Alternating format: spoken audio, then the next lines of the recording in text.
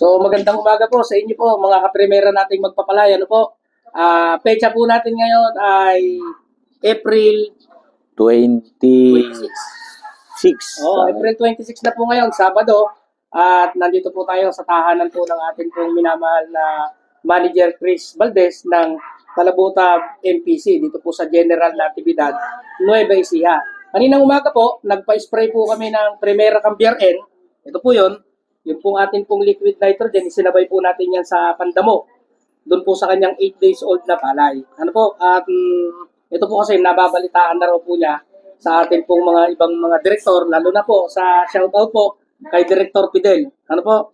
So siya po yung unang gumamit po natin dito at medyo nainggan niya po si manager kasi nitrogen ito para mabilis ang pagbulas ng ating pong halaman. Pero ang ipinipicture po namin sa inyo, yung ating pong Primera Nutrican. So gusto ko pong si manager mismo ang makapagpaliwanag po sa inyo nung ginamit po niya na pantanggal ng asim ng ating pong lupa. Kasi ito yung napapanahon Kung papansinin po ninyo, ngayon, sunuran ng tanim, maraming mga naunang nagsabog tanim, di ba manager? Ang reklamo nila, bakit ganon, napuputpud yung palay namin, bakit ganon, nalulusaw yung puno, bakit ganon, nalulusaw yung ugat, akala nila, insekto, nag-spray ng insecticide, parang hindi naramdaman, nag-spray ng fungicide, hindi naramdaman, kasi hindi naman fungus, hindi naman insekto, yung talagang dahilan. Nagbabaka sakali lang sila na mahanapan ng solusyon. Pero ang tendency po nun, o ang kinahinatnan pa rin,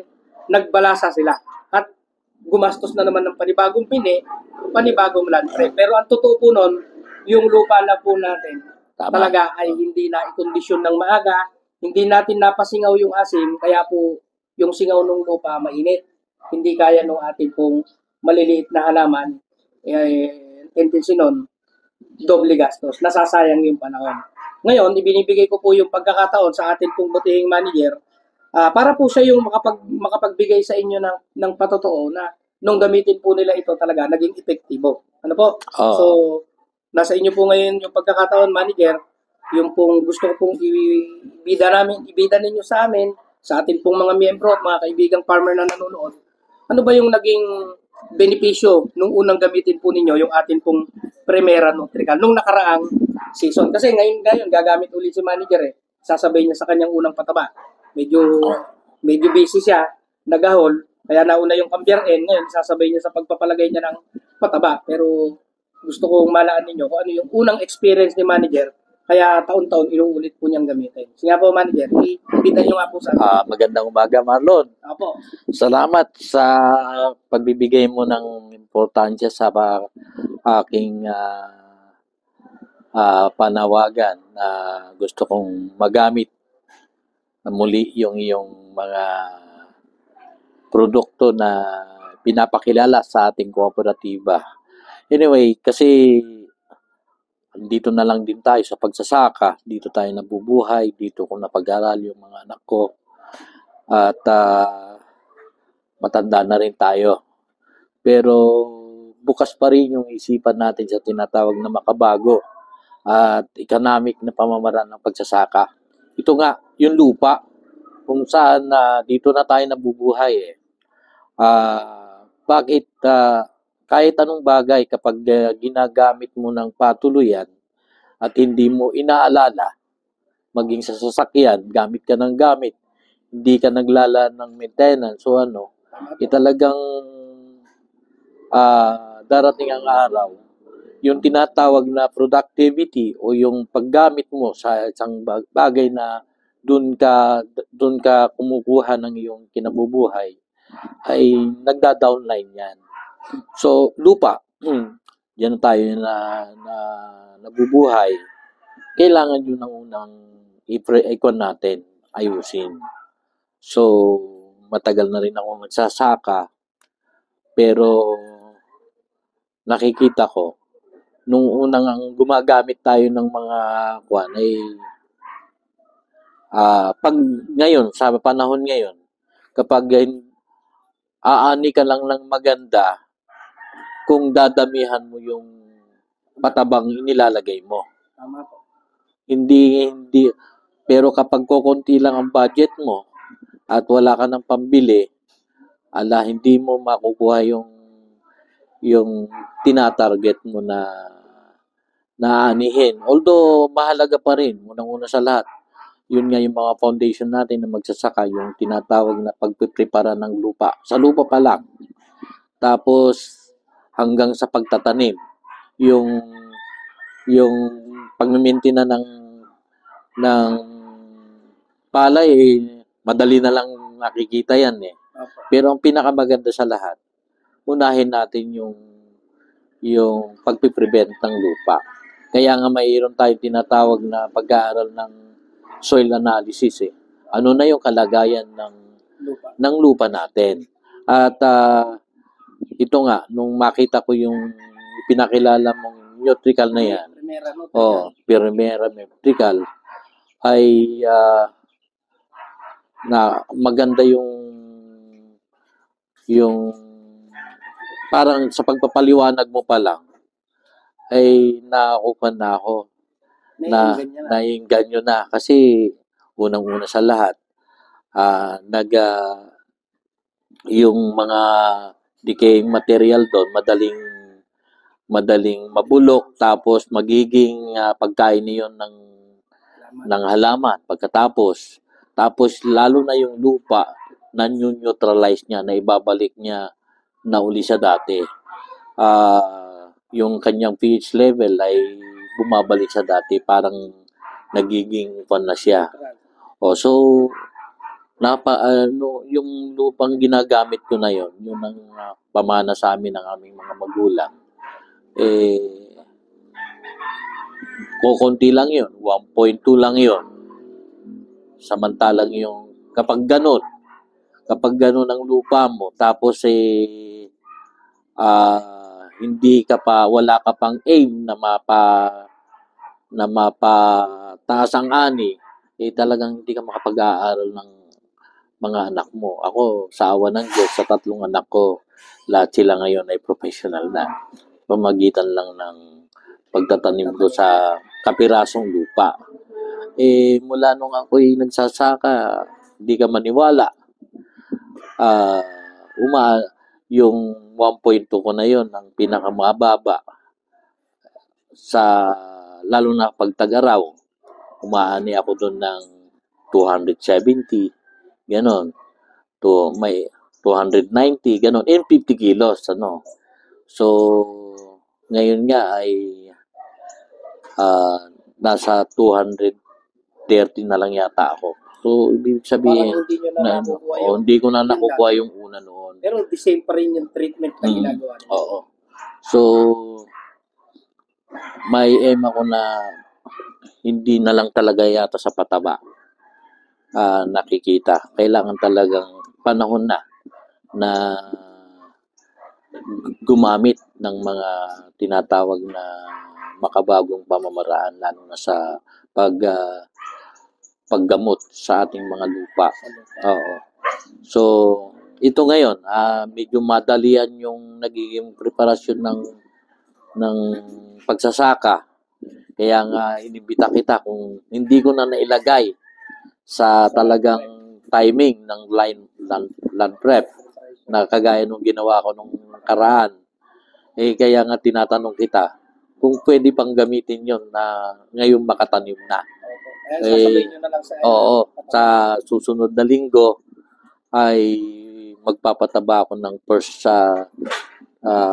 o ng aplikasyon ng pataba, doon ko gagamitin ulit. Makikita ko ngayon. Pero doon po, manager. So, ayan po aminado naman si manager dahil sa pagiging busy po nila at dikit na dikit yung season. Isasabay na lang niya yung ating pong Primera Nutrical sa unang pataba. Pero ngayon, ang gusto po nating madinig kay manager, ano ba yung magandang benepisyo na nakita po ninyo nung pong gumamit kayo nung nakaraang season? Nakaraang taon po yun. Oh. Nakaraang taon, ano po yung nakita niyong kagandahan sa bukid po ninyo ng Primera Nutrical? Kaya po ngayon, dumating uli kayo sa pagkakataon na talagang ito yung kailangan ko. Maganda. Una sa lahat, yung mga katabi ko, tinatanong kung ano yung sekreto ng palay ko.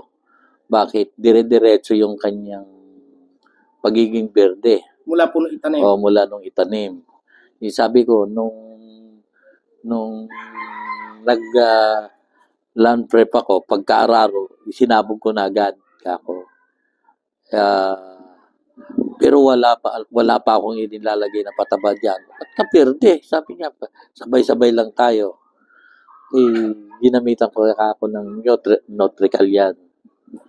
Kaya ngayon, nainganyo na rin yung mga katabi ko na kumukuha. Pare-parehas na kami ngayon. Kasi, mahalaga kasi yun. Mayroon tayong, yun namang mga sinasabog natin na mga broadcast na pataba totoo nga, 50 kilos yun. Pero, ayon sa ating pagkukumpute, ayon sa pagtuturo sa atin, yung 50 kilos na yun, almost 25 kilos lang yung napapakinabangan ng ating tanim, ating mga pananim. Ibig sabihin, wala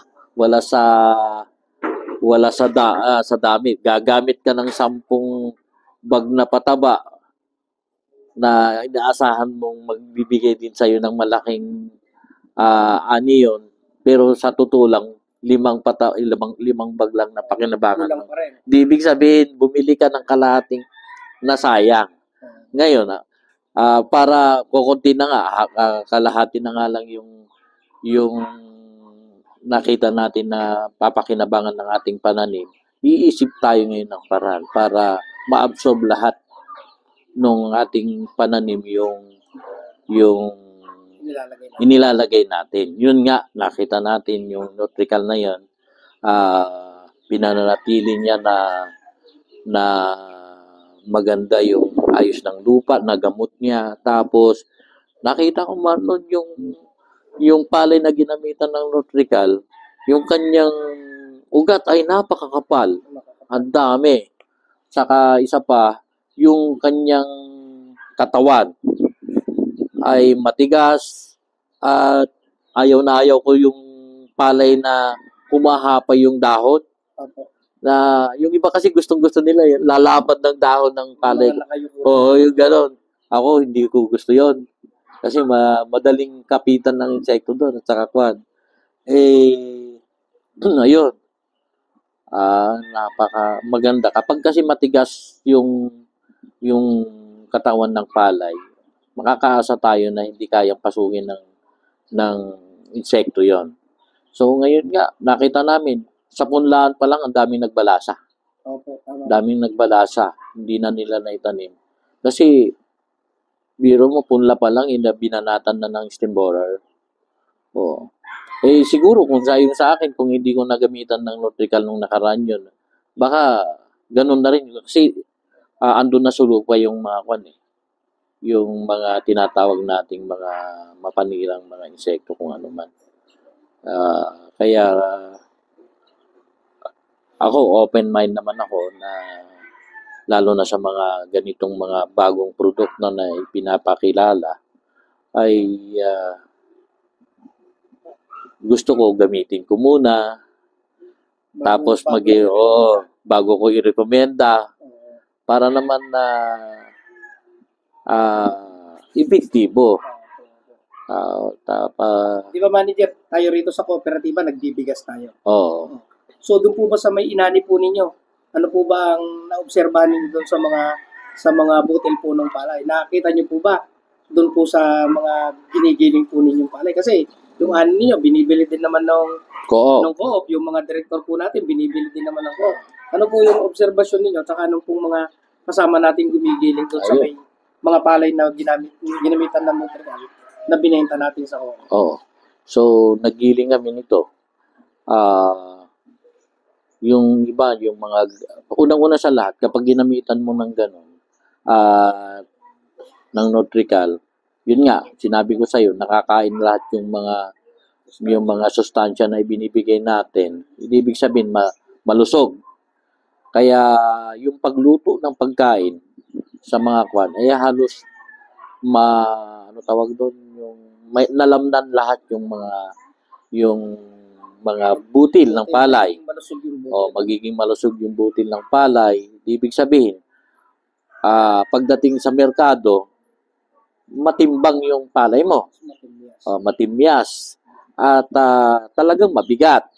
Kapag mabigat ang palay, kapag giniling mo yan, pinatuyo mo at giniling mo yan, automatic magandang recovery. Ay yung saan maniwala at hindi yung mga palay na ginamitan namin ng ganyan nag-average na ngayon ng 65 to 66% recovery. So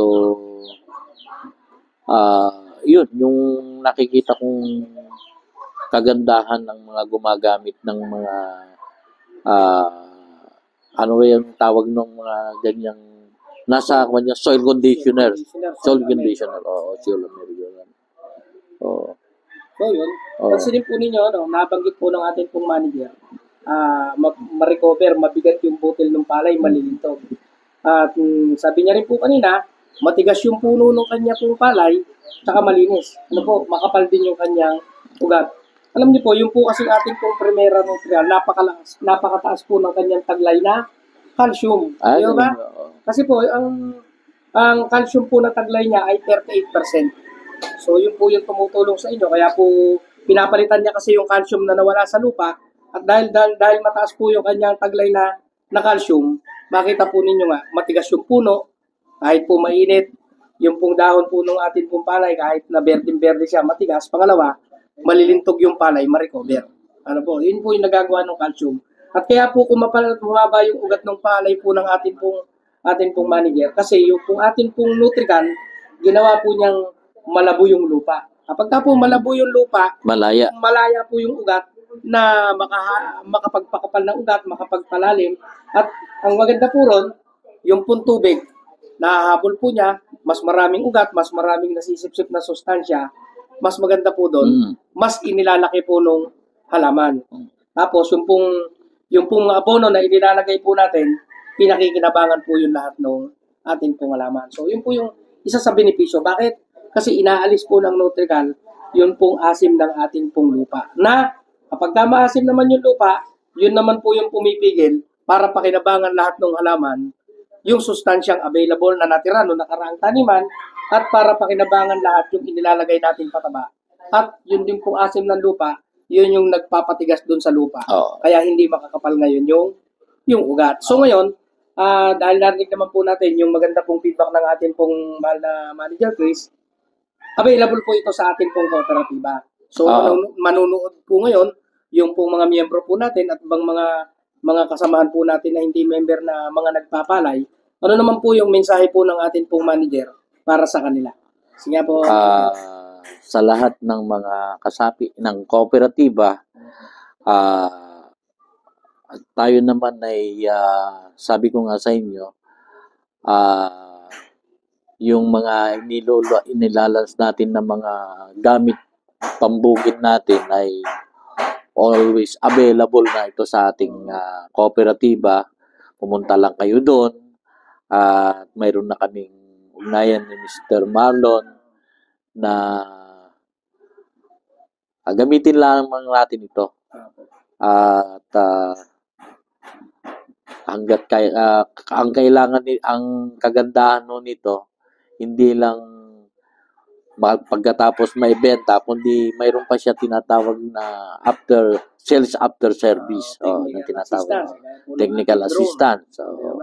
So ang maganda po rito, di ba manager, sa mga miyembro po natin, magpapatanim na ako manager, pwede sila, di ba, kukuha lang po doon pag harvest ang bayad sa inyo, di ba, kasi member nakakautang naman. Ito pong Primera Nutrican, available po ito mga minamahal po namin mga kooperatiba, sa inyo pong co-op. So kunin nyo lang po, gamitin lang po ninyo para po sa inyo, para hindi magbigay kalituhan. Ito po, nire-recommenda namin, mas magandang ilagay ng mas maaga para maaga siyang makapagtrabaho. Pero kung ito po ay narinig ninyo, napanood ninyo, nabalitaan ninyo na nakatanim na kayo, pwede nyo pa rin po siyang gamitin kahit nakatanim na kayo. Pwede nyo siyang ilagay bago magtanim, pagkatapos magpatanim, pwede nyo siyang i-apply ng solo, pwede nyo rin siyang isabay sa paglalagay nyo ng abono. Kung nalaan nyo ito, 10 araw matapos kang magpatanim, isabog mo. Nalaan mo ito, 20 araw pagkatapos mong magpatanim, ipasabog mo pa rin. Kung nalaan mo to 30 dias hanggang 35 dias matapos mong patanim, ipasabog niyo po siya. Pero kung lalampas na po doon, hindi na po namin masyadong inire-recommenda kasi hindi nyo na masyadong mararamdaman sakali man na gamitin po ninyo, ang mararamdaman nyo na lang po doon yung calcium. Kasi late na sa pag-arangkada yung palay ninyo dahil sabihin man natin tanggalin niya yung asim ng lupa, mamumunga na yung palay ninyo. Hindi natin kayang habulin yung bulas na gusto nyo. Ang mararamdaman nyo na lang po doon, yung taglay po niyang calcium. Kaya kung halimbawa naman, nandun kayo sa edad po na buntis na yung palay ninyo o malapit na siyang sumapaw, magsabog po kayo, yung palay po ninyo mas magiging malintog, mas magiging siksik yung butil, pero yung calcium carbonate, hindi nyo na siya mararamdaman. Yung susunod na tanim nyo na po, ang makikinabang doon. Pero yung calcium na taglay po niya, na mataas, yun po yung mararamdaman ninyo doon sa panahon ng inyong pagpapabunga, pagpapabulaklak, pagpapalintog, at para maging ma-recover. So ito po, muli po, available po ito sa inyo pong kooperatiba. Nandito po yung atin pong minamahal na manager.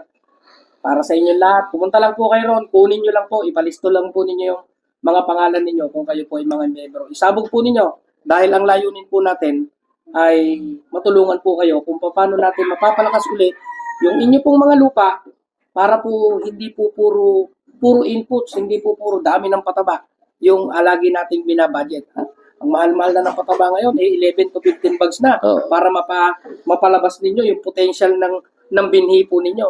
Nakakalimutan po natin, meron kayong mga pataba na natutulog lang sa lupa. Kailangan lang po yun maging available. At yung bibilin po ninyong pataba, pag sinabog nyo, dapat lang po yun pakinabangan lahat ng inyo pong palay. Ano po? So muli po, marami pong salamat sa inyo pong panonood at pakikinig.